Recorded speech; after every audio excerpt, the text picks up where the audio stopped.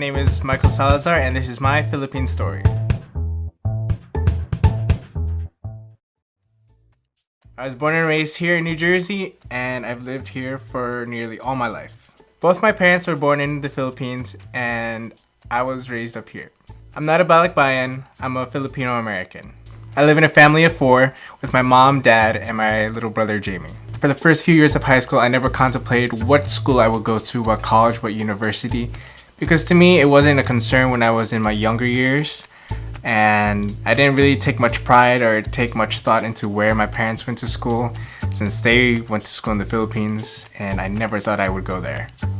I believe here in the United States, you start looking for your colleges come junior year. That's when you really start caring about what you're going to do for your future. And then by senior year fall, that's when you send your applications. And then by the springtime, that's when you get accepted or you get denied. For my junior year, I still didn't know where I wanted to go to college. But I figured that I wanted to stay in-state and I didn't want to go far. My thinking was that all colleges and all universities are the same, right? It's just a matter of how much money you're going to spend at each and every one. One of my favorite extracurricular activities to do is tennis. I did wind up becoming the #1 tennis player at my school for my junior and senior year. I was thinking I would play tennis in college. I filtered schools through which ones had college tennis. But of course, you really go to a school because of what major they have, right? And what major you want to do. And at the time, I was thinking that I was going to do physical therapy. You have your weekends off, you're self-employed, and you get paid good money.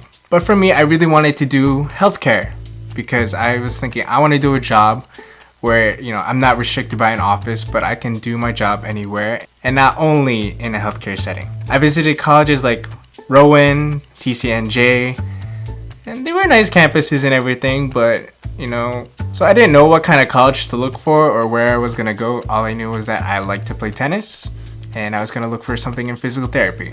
So I spoke with my guidance counselor a couple times and we filtered out what schools had physical therapy and yeah. And for those of you who don't already know, I'm not really a school person. I don't like being in school for so long. Like if I can finish the class, if I can finish my years that I need, then by all means I would like to finish it as soon as possible and thank you. So when my guidance counselor told me that physical therapy was going to take longer than I thought, I was like, physical therapy is out the door. I think I'm gonna go with nursing. So I looked around and I don't really remember what other schools I found in my search.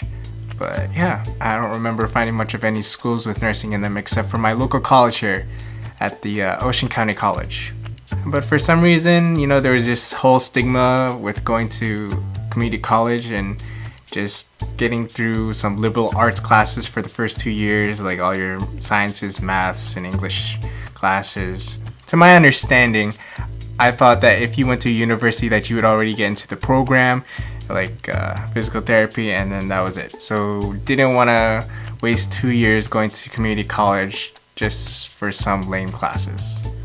Just for some liberal arts classes. I told him that I was thinking I was gonna go for nursing. At my church, there are these twins. Their names are Kevin and Haven. And I remember I was speaking to Haven about going to college and his experience, because at that time, he had just come back from the Philippines. They studied at the Adventist University of the Philippines. By the time that they finished their nursing studies, I was a sophomore in high school. So I was asking them about the Philippines and what was their experience. I remember Haven telling me that those were the best years of his life. Now, for those of you who don't already know what the Philippines is like, it's a third world country. Other than the nice, beautiful spots that I've seen of the Philippines with my family, I've also seen the squatter areas and the less pretty parts of the Philippines. But according to Haven, who is someone that I trust much and whose opinion I value, I figured, okay, maybe this is something to think about. Now, those two are Balikbayans. They understand the language, but they don't speak it.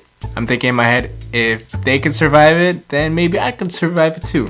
There may be the language barrier, there may be, a lifestyle change, but definitely something new. And I also thought that going to the Philippines would be an awesome opportunity. Alright, let's talk a little bit about who I was in high school. For the most part, I was just a varsity tennis player and I took honors classes and advanced placement classes. I graduated top 15% of my class of 300 students. I think I was ranked 12, but it's mostly because the honors and advanced placement classes boosted my GPA. But yeah, this was all in junior and senior year. But I did have a dilemma. You see, all throughout high school, I've never had a girlfriend. Junior, I thought I was going to have a girlfriend. At least I thought something was going somewhere, but it didn't. I won't really talk about that love story, but what ended up happening was, come senior year, I had a girlfriend. Let's call her Minnie.